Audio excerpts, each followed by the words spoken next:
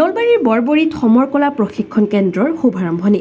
নলবাৰীৰ বৰভাগৰ বৰবৰী থান প্ৰাংগণত আজি বৰভাগ টাইকোৱাণ্ডো একাডেমীৰ উদ্যোগত বৰবৰী আঞ্চলিক কল্যাণ সমাজ আৰু ৰঙালীৰ এদিনৰ সহযোগত এটি সমৰ কলা প্ৰশিক্ষণ কেন্দ্ৰৰ শুভাৰম্ভণি কৰা হয়।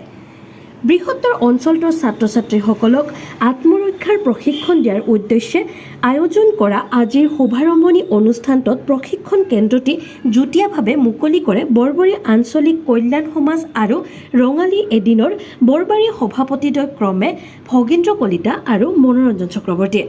উল্লেখযোগ্য যে আজি শুভাৰম্ভণি হোৱা প্ৰশিক্ষণ শিবিৰটো বৰভাগ টাইকোৱাণ্ডো একাডেমীৰ অন্তৰ্গত তৃতীয়টো প্ৰশিক্ষণ গোট। উক্ত অনুষ্ঠানটোৰ মাজতে বৰবৰী আঞ্চলিক কল্যাণ সমাজৰ সভাপতি ভগীন্দ্ৰ কলিতাই প্ৰশিক্ষণ শিবিৰটোত নামভৰ্তি কৰা দুজনকৈ দৰিদ্ৰ সীমাৰেখাৰ তলৰ প্ৰশিক্ষাৰ্থীক বিনামূলীয়া সমবেশ প্ৰদান কৰিব বুলি ঘোষণা কৰে। আজিৰ শুভাৰম্ভণি অনুষ্ঠানটোত প্ৰশিক্ষক তথা ৰাষ্ট্ৰীয় ৰেফাৰীদ্বয় ভূঞা আৰু দেৱাশীষ পাঠক, প্ৰশিক্ষক পংকজ ভট্টাচাৰ্য, উৎপললোচন দাসৰ লগতে অভিভাৱক অভিভাৱিকা আৰু স্থানীয় ৰাইজসকল উপস্থিত থাকে। আঞ্চলিক কল্যাণ সমাজ বৰবৰী আৰু ৰঙালীৰ এদিন বৰবৰী এই দুইটা অনুষ্ঠানৰ তত্ত্বাৱধানত আজি ইয়াত বৰবৰী থানৰ এই প্ৰাংগণত এই প্ৰশিক্ষণ টাইকোৱাণ্ডো প্ৰশিক্ষণ কেন্দ্ৰৰ মুকলি অনুষ্ঠানৰ আজি এখন সভাৰ আয়োজন কৰা হৈছিলে। আমি আজি সদৌ অসম টাইকোৱাণ্ডো সংস্থা তথা টাইকোৱাণ্ডো ক্ৰীড়া অসমৰ সকলো কৰ্মকৰ্তা আহি ইয়াত উপস্থিত হৈছিল।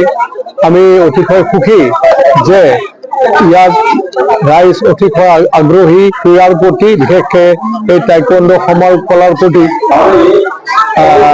গতিকে আমি আপোনালোকৰ মাধ্যমেৰে সকলোকে কৃতজ্ঞতা জনাই আৰু ভৱিষ্যতৰ যাতে অনুষ্ঠানটো সফলতা পায় আৰু অলিম্পিক লেভেলৰ প্লেয়াৰ যাতে আমাৰ এই বৰবৰী অঞ্চলত এইটো প্ৰশিক্ষণ কেন্দ্ৰ পাৰ্মানেণ্টলি চলিব।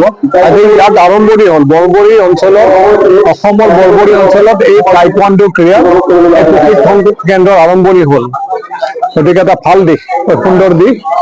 গতিকে আমি ভৱিষ্যত দিনত সফলতা আশা কৰিছোঁ।